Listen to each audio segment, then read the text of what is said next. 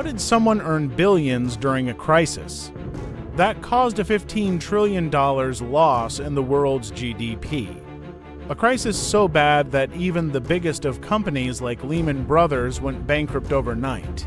This is the story of the select few investors that saw a storm from a mile away and made big fortunes.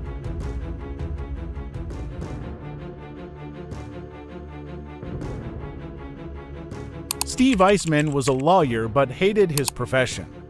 So much so that he was willing to do anything else. In 1991, he was thinking, why would he even enjoy being a corporate lawyer in the first place? His parents worked as brokers at Oppenheimer Securities. It was more like a family business, where they could hire whomever they wanted to. So, at 30 years of age, his parents saved him from his lawyer profession and got him a job at Oppenheimer. This one decision was like a butterfly effect. That would lead to one of the greatest events in the history of banking and stock market. Only 16 years later, Steve would go against the prevailing knowledge of the time and make billions of dollars. Even though Steve got a job at Oppenheimer, didn't mean that he was worthy of the respect. The only way to be recognized as an analyst was being right, and making enough noise about it that people noticed it. Steve would definitely make noise, but would often challenge the normal mainstream ideas. He started as a junior analyst, and wasn't expected to offer much of his own opinion, but within a year his luck changed. A company went public, and most of the other analysts weren't interested in it. Luckily, without knowing much about it, he was assigned to that project. The company name was ONS Financials, which dealt in subprime mortgage lending.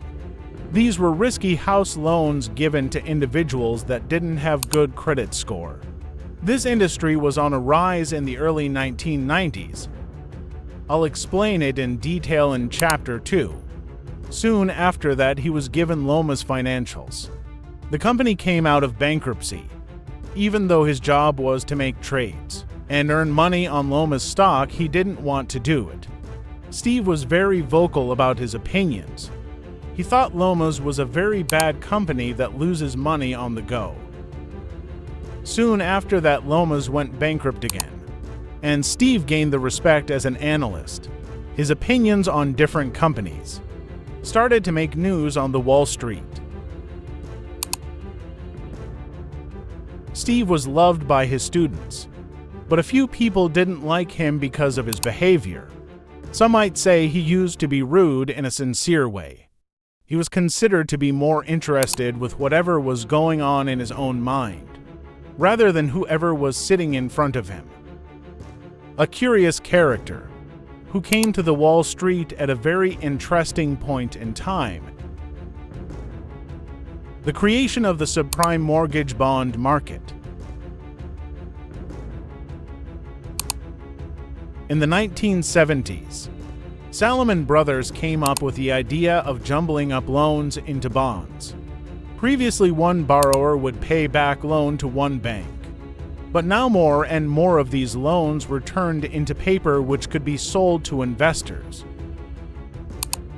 To put it in another way, the Salomon Brothers trading floor started specialized bond markets funded by all sorts of credit. To invent a new market was only a matter of finding a new asset to hawk. The most obvious untapped asset in America was still the home.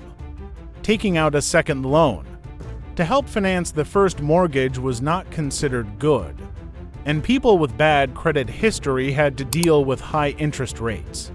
But because of these new bonds, the risk of individual investor decreased, and so did the interest rates. So, giving out a second loan to a low credit score person was now feasible. These loans were called subprime mortgages. This was considered very good for the lower middle class. They had to pay lower and lower interest rates on their debts. Now financial companies would give out mortgages and jumble them up, then sell them as bonds to investors, instead of waiting for the borrower to pay money to them directly. Steve Eisman was all up for it. He said it was a response to the income inequality in America. More low-income people meant more subprime customers. This was what he thought, or some might say was paid to think.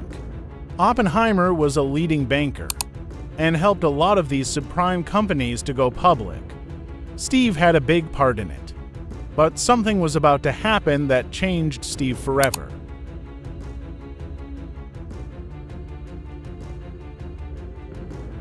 Steve hired Vinny, who left his previous job in an audit department because he asked too many questions. The last words of his manager before Vinny left were, "You don't ask questions to big companies in the stock market, you just do as told." Steve hired him for something very specific. Oppenheimer worked with subprime companies because of Steve. But something was about to change. It was like he had sensed something, and he needed Vinny to verify it. He gave him a database that had data on pool of loans, underlying individual mortgages. Steve asked Vinny to go into a room and not to come out, unless he finds issues with the loans being given out. Vinny was 26 years old, and didn't even know what mortgage-backed securities actually meant, but he delved into it and thought himself everything. They discovered that the company's reported earnings were based on future profits. They didn't share how many people were defaulting on the loans.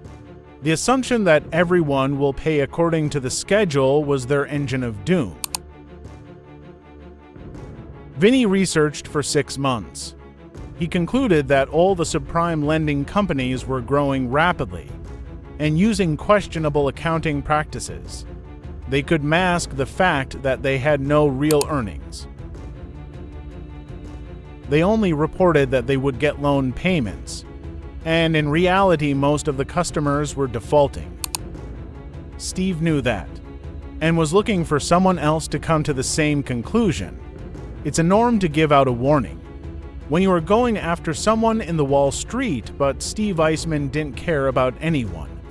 He thrashed and exposed every subprime company publicly, and they didn't appreciate his effort. Steve's whole career was built on working with these companies, and it was all about to end.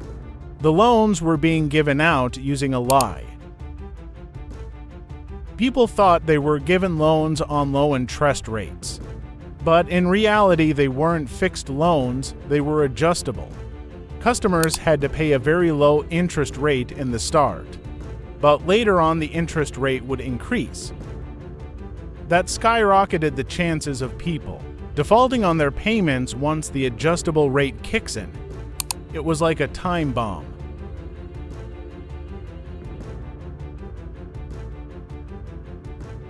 Steve Eisman didn't want any part in it, so he shifted his career trajectory a few years later.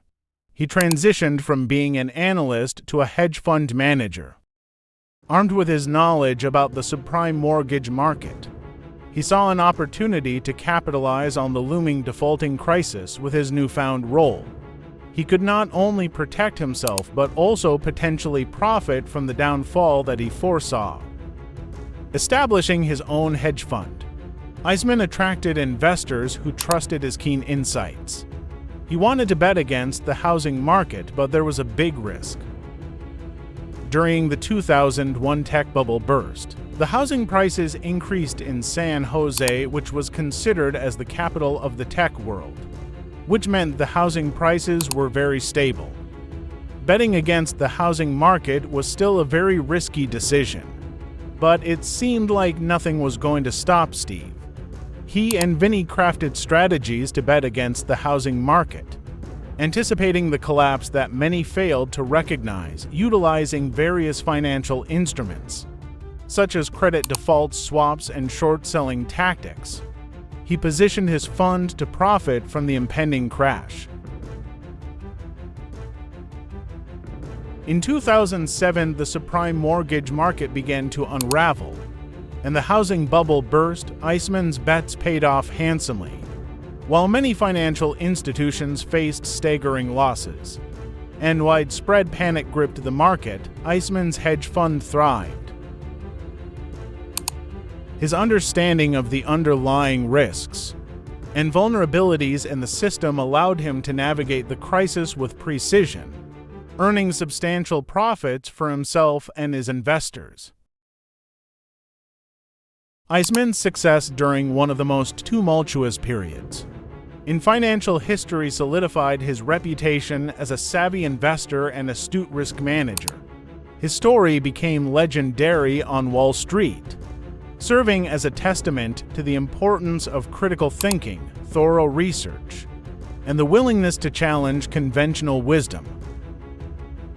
Despite the immense wealth he amassed, Eisman remained humble and grounded, recognizing the broader implications of the crisis and the need for systemic reform within the financial industry.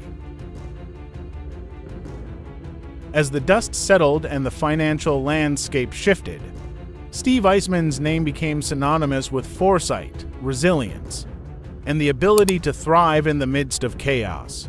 And though the crisis left scars that would linger for years to come, Eisman's remarkable journey stood as a testament to the spirit of those who dare to challenge the status quo and reshape the future.